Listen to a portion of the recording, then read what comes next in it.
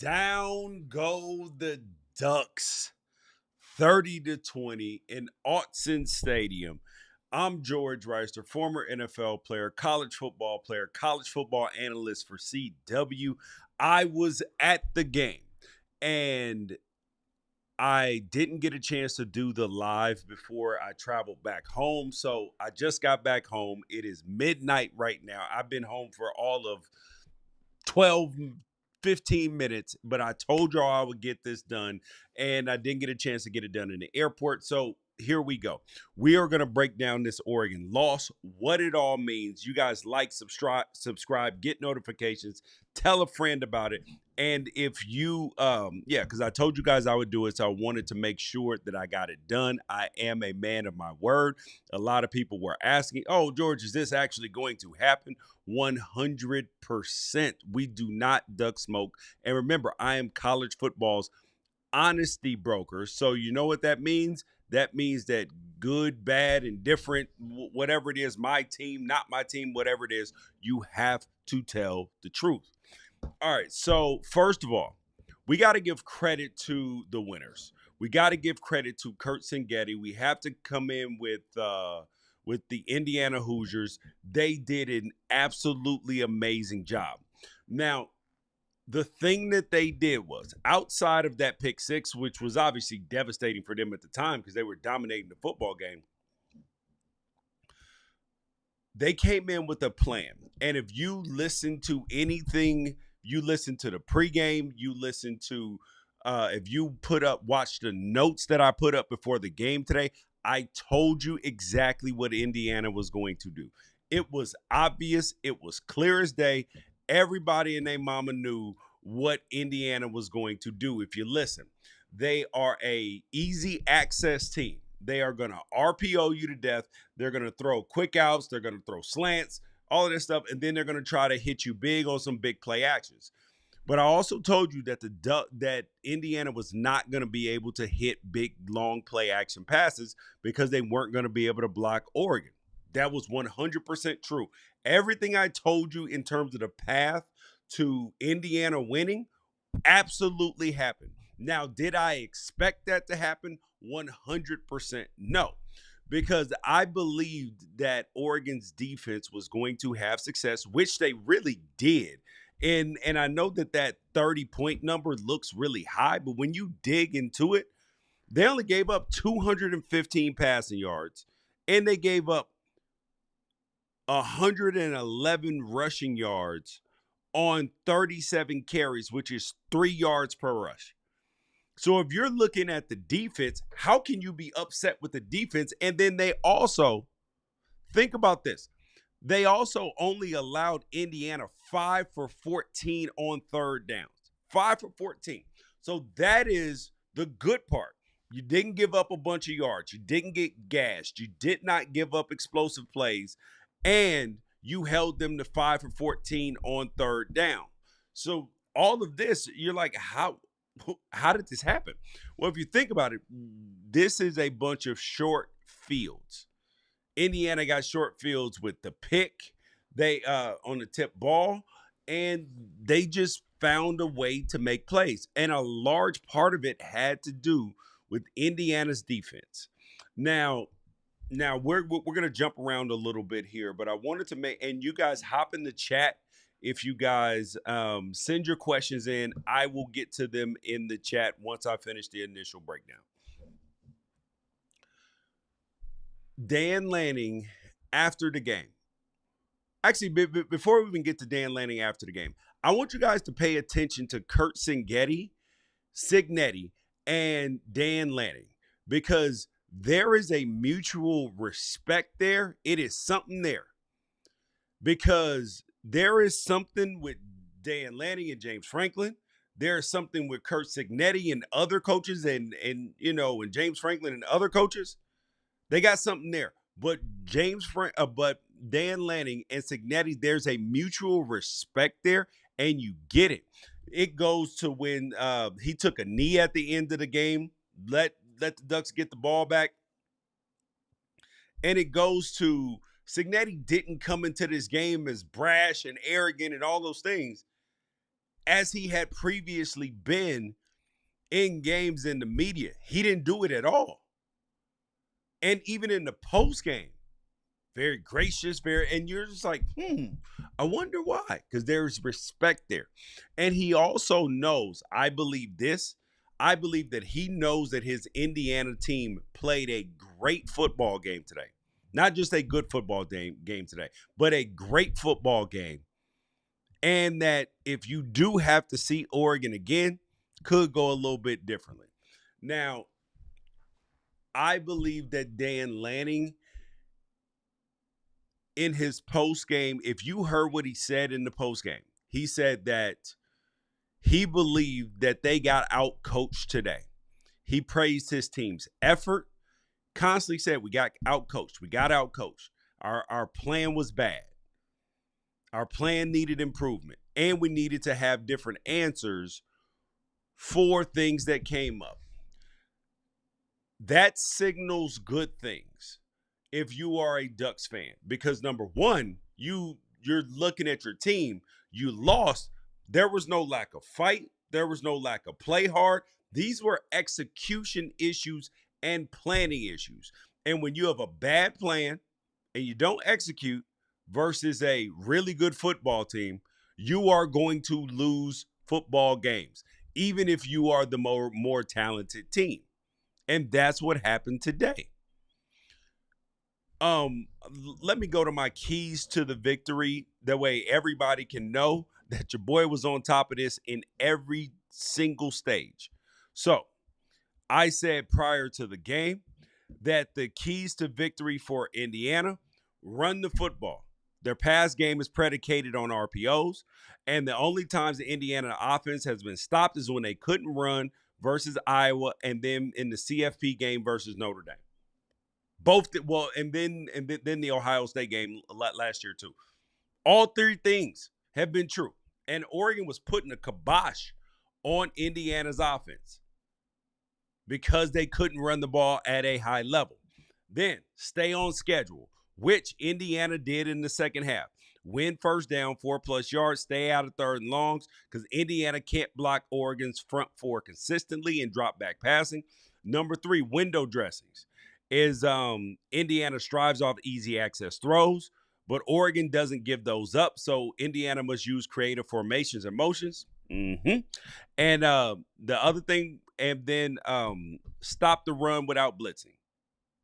In terms of Oregon, Indiana's defense against Oregon: stop the run without blitzing. Oregon's offense thrives off running the football, and if Indiana can stop the run without compromising pass defense, there's a path to winning. Is that not what happened? Then we went to Oregon's keys to the game. Dominate the line of scrimmage. Nope, did not do that. Discipline eyes. Only way Indiana gets exposed to plays is if Oregon's defense gets too fixated on stopping the runs or motions or shifts. I would say they decently disciplined, but not as good as you would have wanted. 3, O-line continue to give Dante Moore time. When Dante's kept clean, he's the best quarterback in college football. That allows him to thrive in occasional pressure situations, and then the offense can't be stopped. Indiana took advantage of that. And then on defense, attack the right side of Indiana's offensive line until it breaks. They did not do that. When you dig down deep into these stats, Jordan Davison, 8 carries, 58 yards. That's 7 point, because it looks like Indiana was stopping the run, but they really weren't. 8 carries, 59 yards, 7.4 yards a carry. Noah, but only a long of 26. Noah Whittington, 5 for 27, 7 long, 5.4 yards a carry. Jaden Lamar, 17 carries. 3 carries, 17 yards, 5.7 yards carry. And Decorian Moore, 1 for 7. Now, the glaring thing that you see here is you have Dierre Hill, 3 carries for -3 yards. This is where I say I will agree with Dan Lanning that the plan was bad. You don't get your most dynamic running back the ball but 3 times, and they're all on wide zones or sweep type plays, when the only success that you were having running the ball was between the tackles. Those trap plays worked really well, and you had some other run plays that worked well as well. And this was a case of who played well and who played did not well. Dante Moore, 21 for 34, 186, a touchdown and 2 picks. This was not Dante Moore's best game. Now, I'm going to dig more into the all 22 to verify what my initial thoughts are. My initial thoughts on this are, and you guys like, subscribe, get notifications, share with somebody right now who is still up. My initial thoughts on this situation were that Dante Moore, that he did not play well at all. He was not seeing the field clear.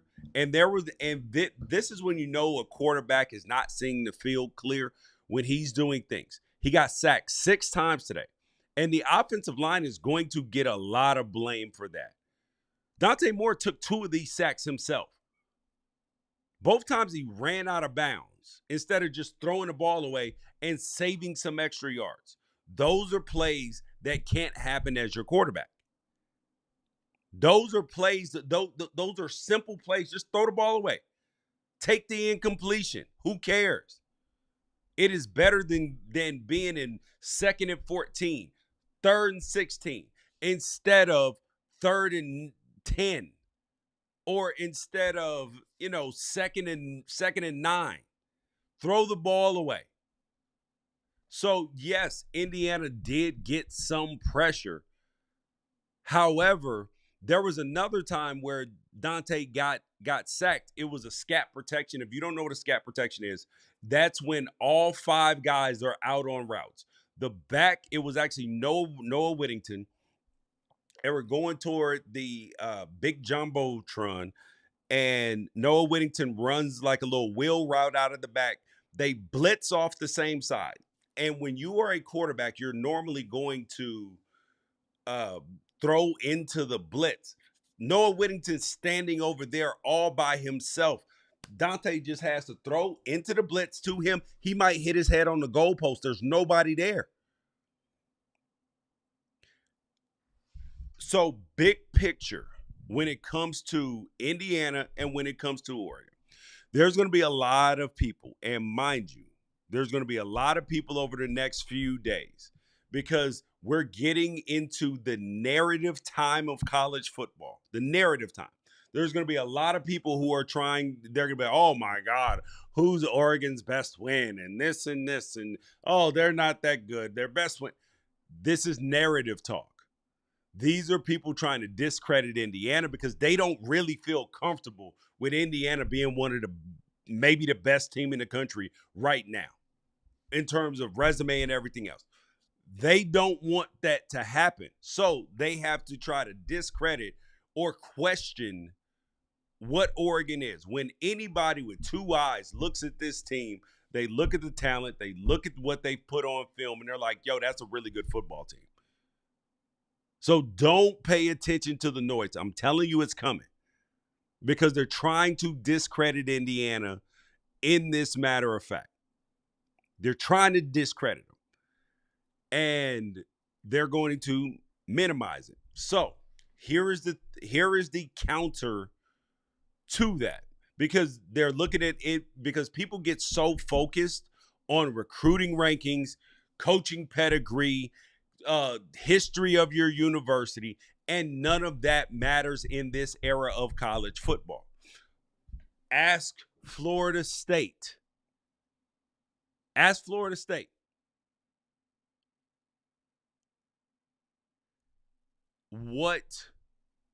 Ask Florida State what their history matters now with Mike Norvell and with Willie Taggart. Before that, in this new NIL era, nobody cares about your history. You can go win anywhere where there are resources and great coaching. And Curt Cignetti is doing a phenomenal job of those things. And he has his team having an irrational belief that these things are possible. Now, I came into this season believing that Oregon was a 10-2 team. I came into this season believing that Indiana was going to take a step back from their 10-2 season last year and be an 8-4 team.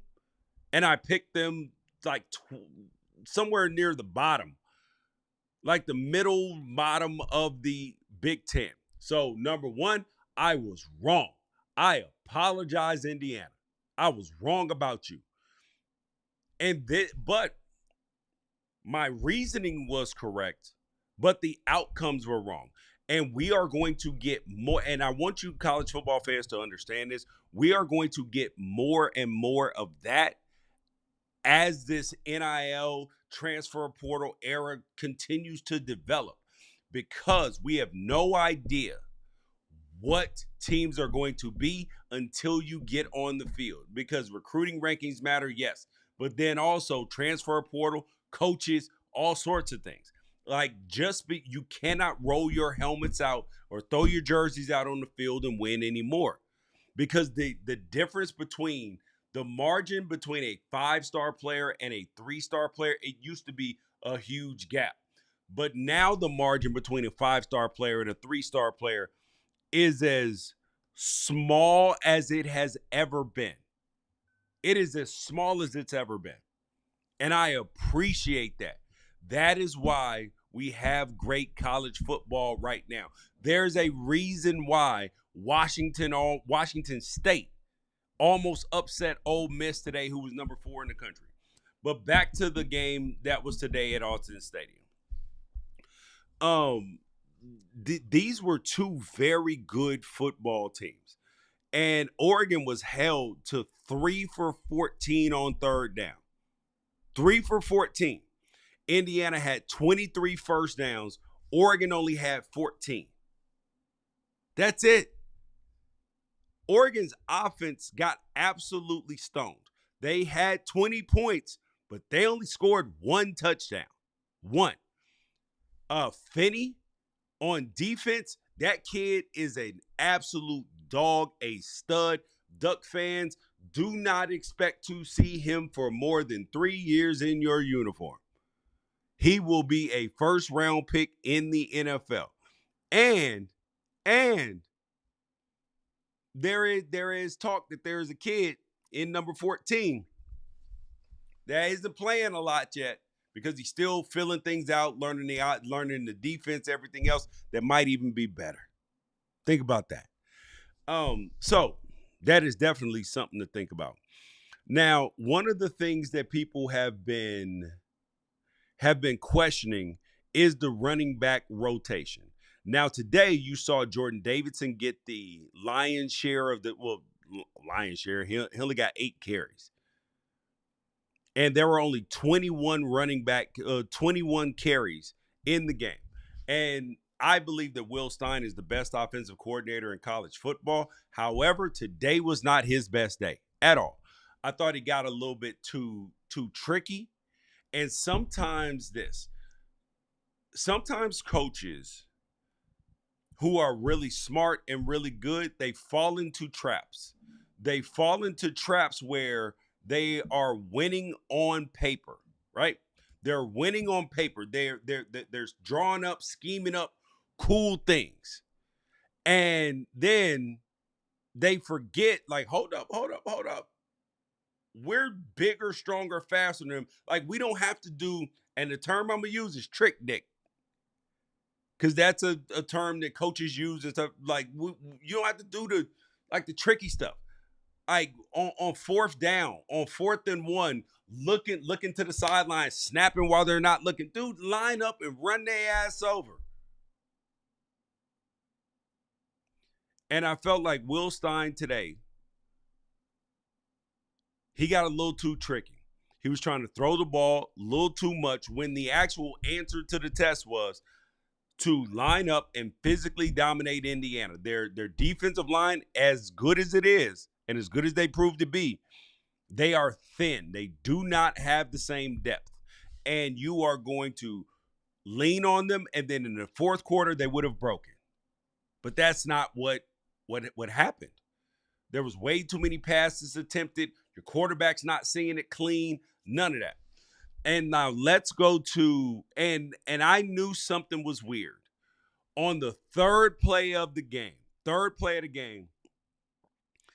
um, in the backfield was Jay Harris. And I was like, and this is no shade to the kid at all because he was a wonderful running back where he came from, and he would probably start at a lot of other places. However, Jordan Davidson, De'Aaron Hill, Noah Whittington, and Jalen Lamar have pretty much taken all the carries this year. So why on earth was he in on a tricky play, the direct snap play on the third play of the game? I could not understand. And that was when I knew. I was like, this ain't right. And I'm gonna tell you this. I felt that something weird was going on today. And you guys know I'm very like, I'm gonna tell you the truth about how I believe the game's gonna go and everything else.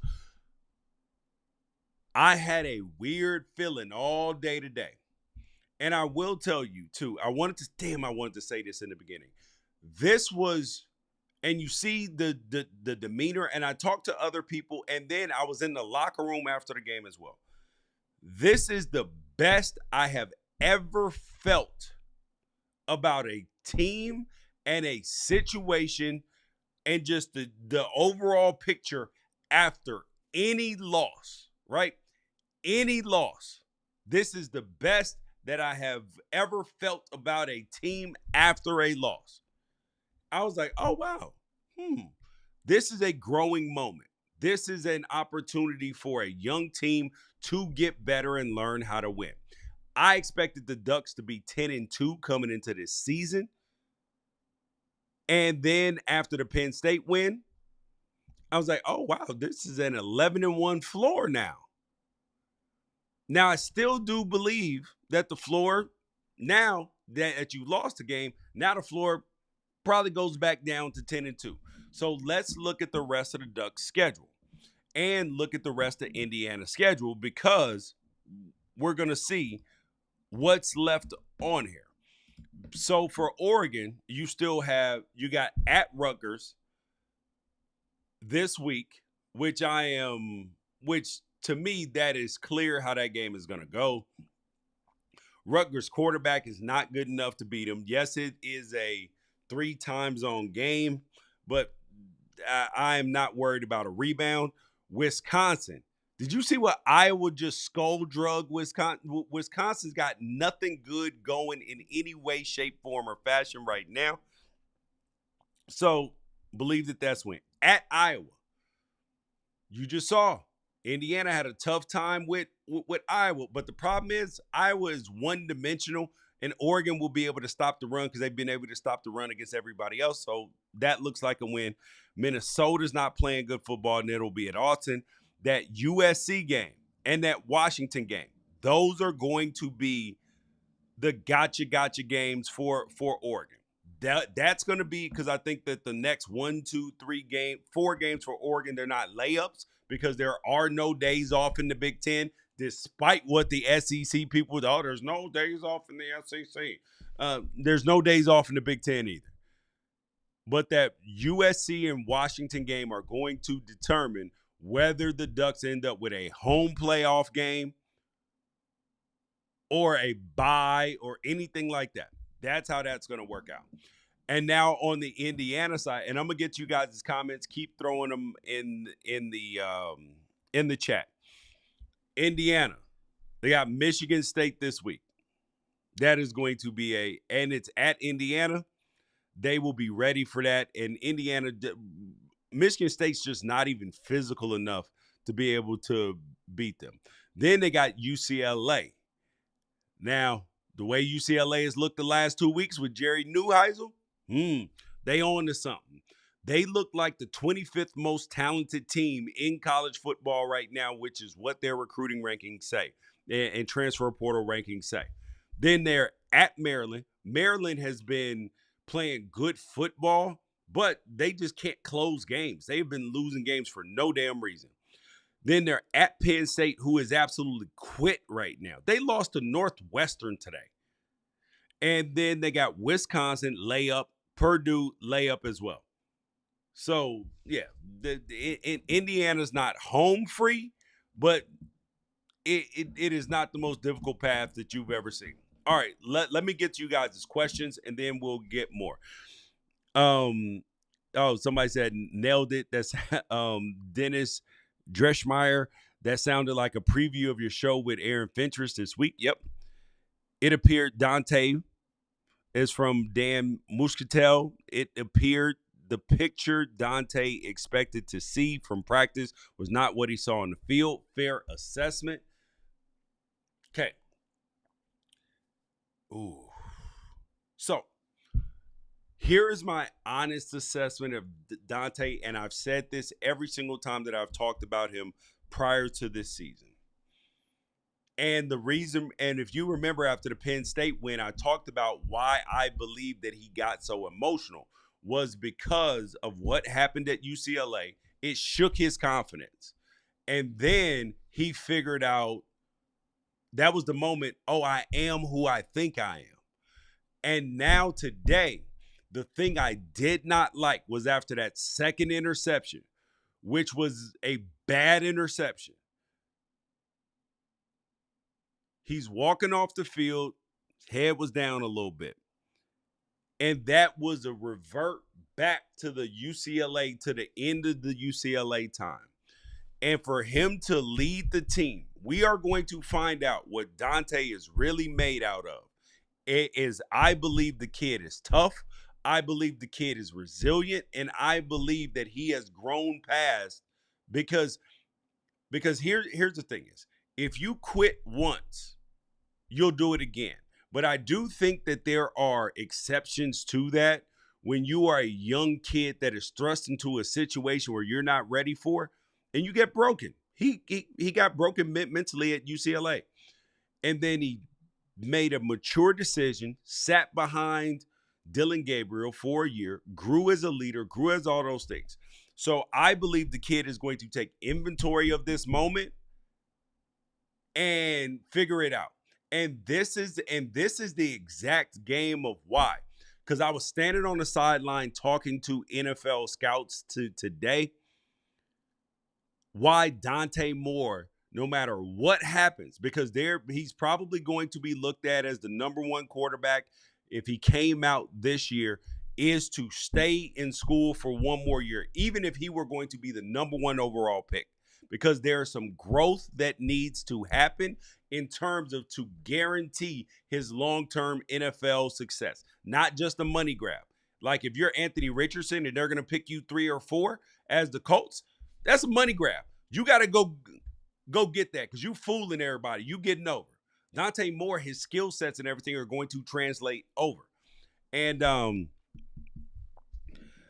next comment in, yeah, Stein was deep in his bag for no reason at all. 100%. He said outcoached by veterans, outplayed by veterans. They have time to get better. 100% agree with that. People are mad about short passes, but Moore got sacked 6 times, so what can you do? Part of the sacks were on him because he wasn't seeing it clearly.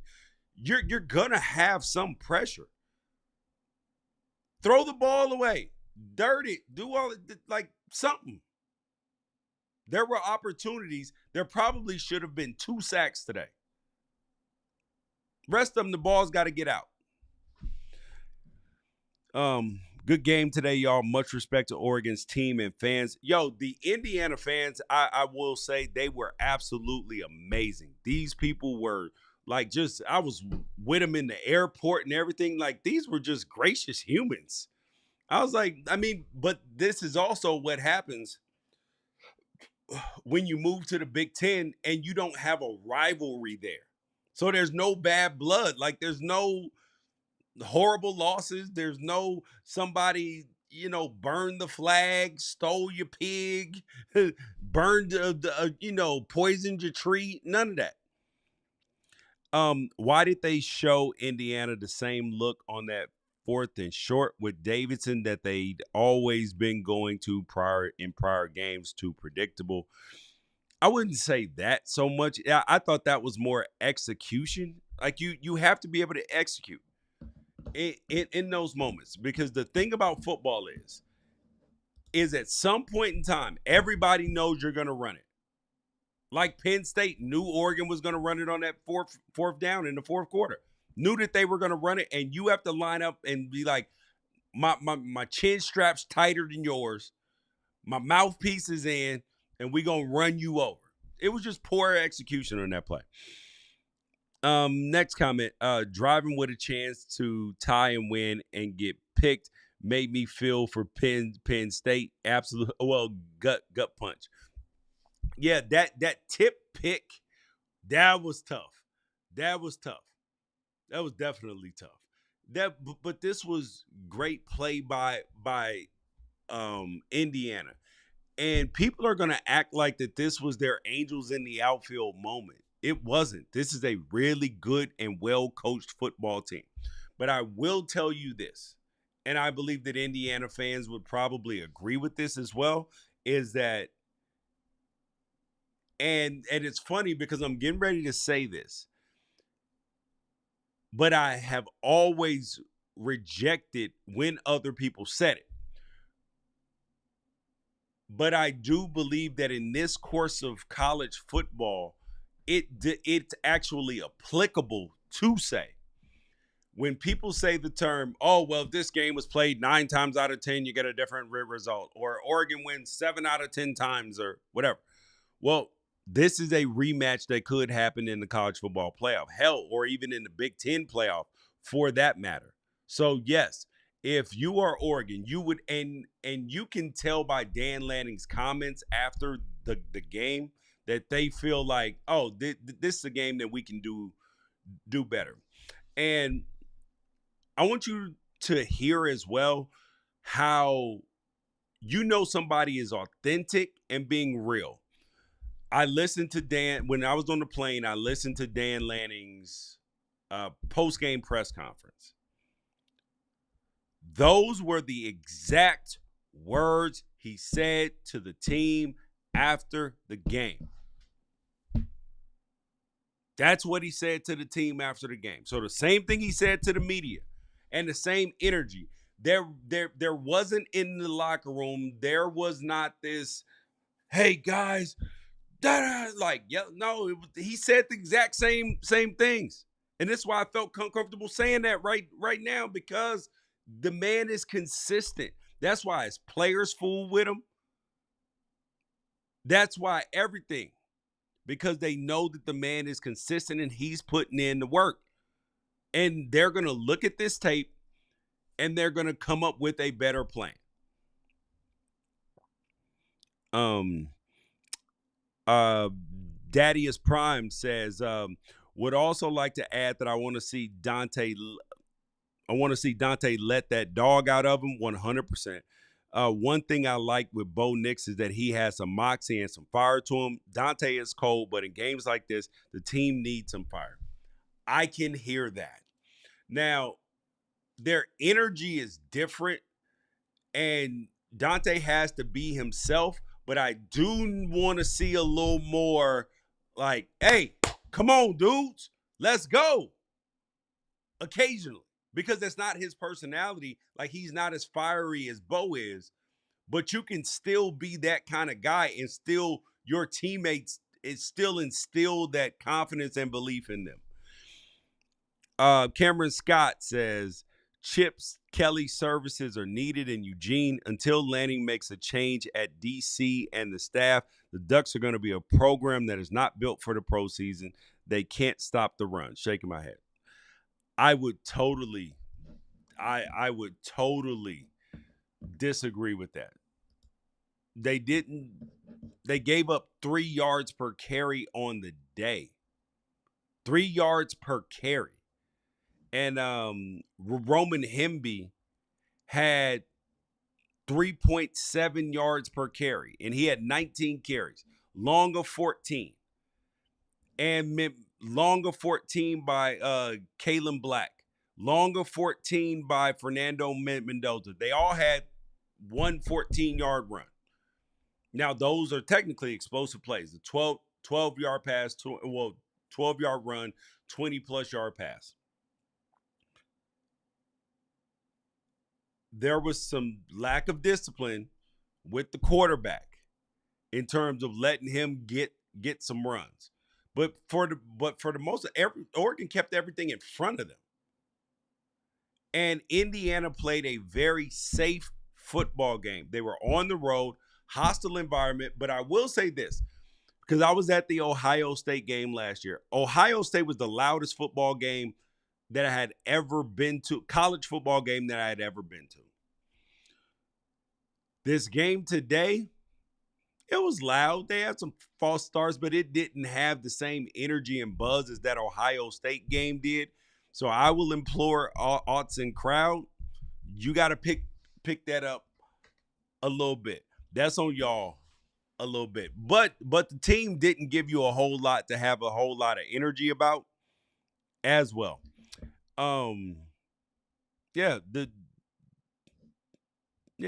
it was but you did allow 8 tackles for loss. 6 of them were sacks, but 8 tackles for loss, that's no bueno. And the biggest thing too that Oregon had penalties, man. Penalties. Because they have been one of the least penalized teams in America. And it was bad. It was bad. Because when you end up with so Oregon ended up with Indiana had 4 quarterback hurries. Oregon had 3. Indiana had 2 pass breakups. Oregon had 6. Indiana had 75 tackles. Oregon had 59. And you just have to have a better performance, and you have to tackle better. You have to tackle better than what they did. So I know a lot of people are questioning this Oregon defense, but I didn't have a problem. Honestly, I didn't have a problem with the defense today. They gave you a pick 6. They kept you in the football game when your offense was doing absolutely shite, not doing nothing, and they kept you in the football game. Next comment. What about the rumors of Evan Stewart possibly being back in November? I believe that there are legs to that. Evan Stewart posted it on his social media today. And what I believe is going to happen is I believe that Evan Stewart will be back for either the last 3 or 4 games of the season, because that will allow him to preserve his red shirt. And then the bowl games don't count in terms of games played that season. So he can play the last 4 games of the season if he's ready to go, or last 3 games or 2 games of the regular season, however many. Get some legs back under him. If he plays really well and he's going to be a first-round draft pick, he off to the league. But if not, he can come back and everything's fine. And next comment from Cameron. The linebackers in front 7 are slow and lack slow. You actually heard Curt Cignetti talking about how fast this team is. I'm lost as to how they are slow. There's no clear leader on the defense. The Ducks against a run heavy team will be gashed. Their linebackers are soft. Now, I do believe that the linebackers do need to play better, but it is hard to say that when you gave up 3 yards per carry that your team was soft. That's just tough, And then now I would like the tackles for loss in this game to be up from 4 to 4 to a few higher, but overall they won first down some. But you're playing a good football team, like one of the top 5 teams in the country, top 3 teams in the country. It is going to be tough sledding at times. And I think that there's some unrealistic expectations for that, because you only gave up 326 yards of total offense. The issue today was not Oregon's defense. Could the defense have been better? 100%. 100%. There is no doubt about that. We're not faking it. We're not even playing around about that. However, you're playing against a good football team, and you gave them one measly touchdown. One. That's not going to cut it against real good offenses. The O-line has to play better 100%. Doesn't matter if Evan plays or not. You don't protect the quarterback. Correct. You have to protect the quarterback, and Dante also has to throw the ball away. Tashi Poye chased out of Alabama for a reason. His schemes of giving up 5+ yards on first down and not getting off the field on third down is a recipe for disaster. Indiana could have won running the ball. That's verifiably not true. Indiana was 5 for 14 on third down. What's that? That's like 40%. We're talking. Let me make sure that my math is right. 35% on third down. That's winning football. That's winning football. You just can't go 3 for 14 on third down. And Tosh, he's a much better defensive coordinator than he was. I'm just saying. Is he Matt Patricia right now, what he's doing at Ohio State? No. But is he one of the better ones in the country? I would say so. I think people need to realize how tough it is to go undefeated. The Big Ten seemed to let 4 opponents have a bye before facing Oregon on purpose since they owned the regular season title last year. Here's the thing I want to point out. This was Oregon's first Big Ten loss. The first Big Ten loss. They played 9 Big Ten games last year, and in their 12th Big Ten game, they lost.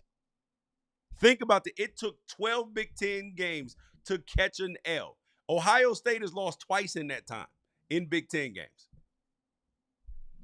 Hey, facts matter here, and Cameron, I'm not picking on you, but I am the honesty broker. I will tell you what is right. I will tell you what is wrong. Ducks tried to get way too tricky today. The plan was not good. Dan Lanning said it in the post-game press conference. Will Stein did not have his best day. Not even close. Tried to get way too tricky. Didn't run the ball nearly enough. And your running backs were actually having success in terms of yards per carry. Run the damn football. Find ways to get your quarterback in rhythm. We're trying to do too much trick Nick. Don't do it. And now on the Indiana side for a second, because I want to focus on them. I want to give Curt Cignetti some love. This is a man who came into college football. He's 61 years old now. He didn't get hired as a head coach until 2020. Well, excuse me. Prior to 2022, he was at IUP. He was at Alabama and took a major coach pay cut. Had to convince his wife to take hundreds of thousands of dollars of pay cut. Where at Alabama from 2007 to 2010, he was Alabama's wide receiver coach and recruiting coordinator. He gets the head coaching job at IUP, stays there for 5 years, then gets a job at Elon, is there for 2 years. James Madison, 19 to 23, and then he gets the Indiana job. And nobody noticed that this dude was like that. Come on, man.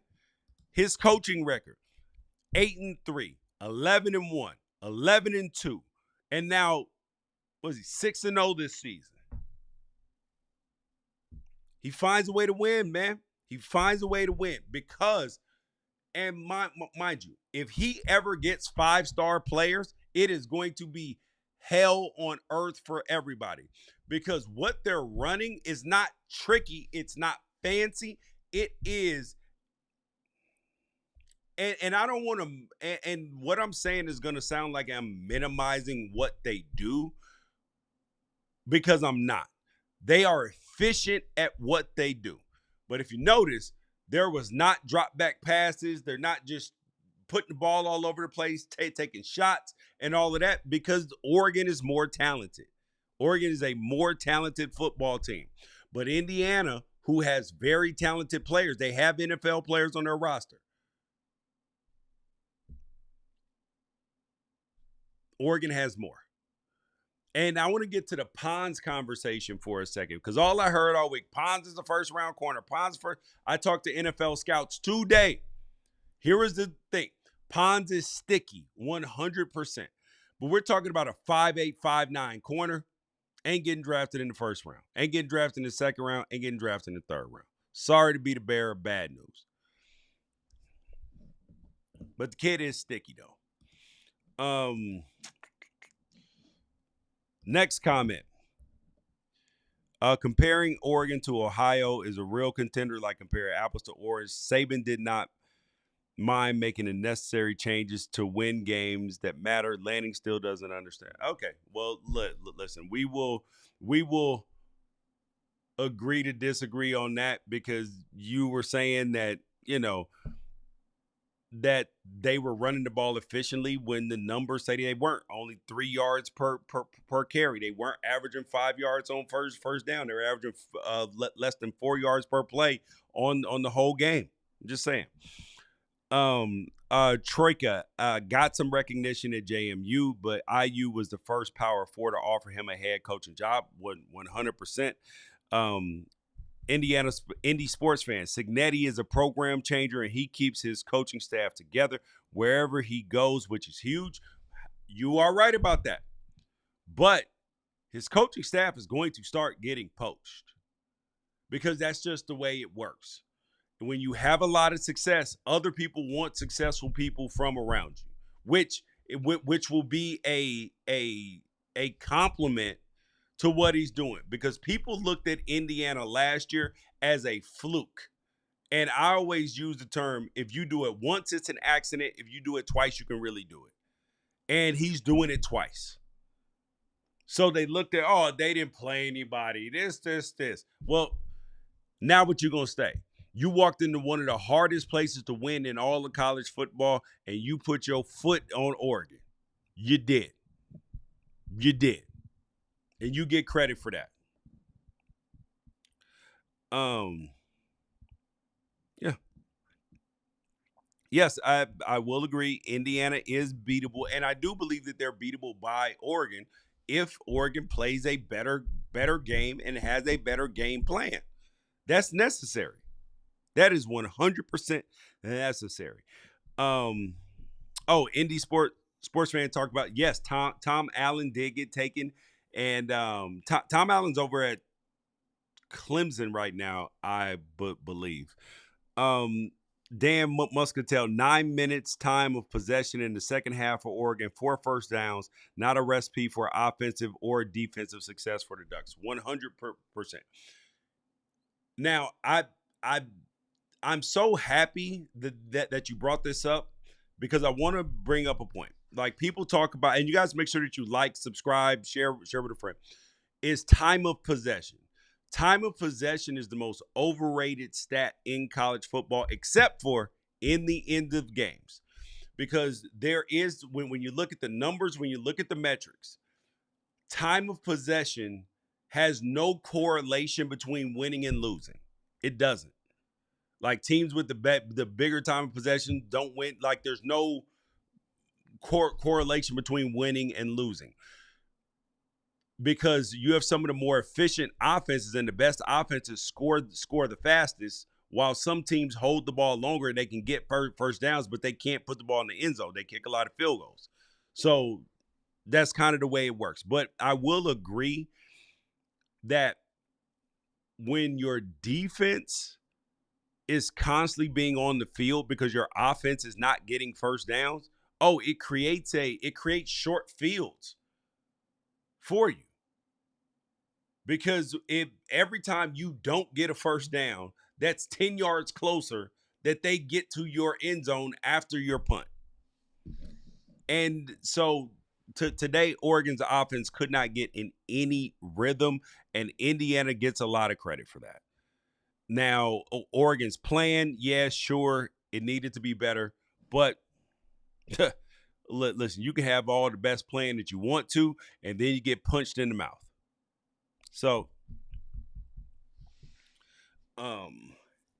So yeah.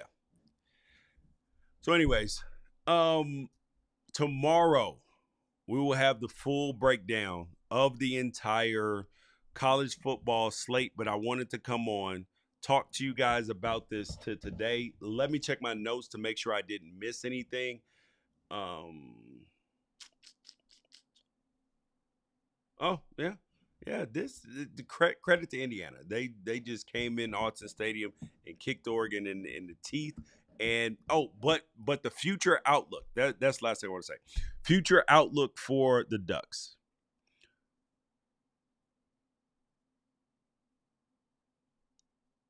I believe that this team was 10-2 coming into the season.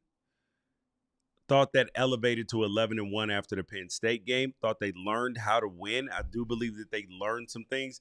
And now I believe that they learned something today. Number one, you get a dose of humble pie. You figure out some things that you got to do as players and as coaches. You got to go to the doctor in terms of, get get a checkup, do an assessment, get some treatment, figure out what needs to be done mentally, physically, emotionally, spiritually, everything so you can go play good football. And is Oregon a national championship type team? I don't know. But what I also know is I don't know that about anybody else either. I cannot definitively say that any other team in college football is a national championship type team, except Ohio State, maybe. But the best team that Ohio State has beaten, who is a team that I respect a lot, so this is no shade, is Washington. Texas is okay. Well, they beat Oklahoma today.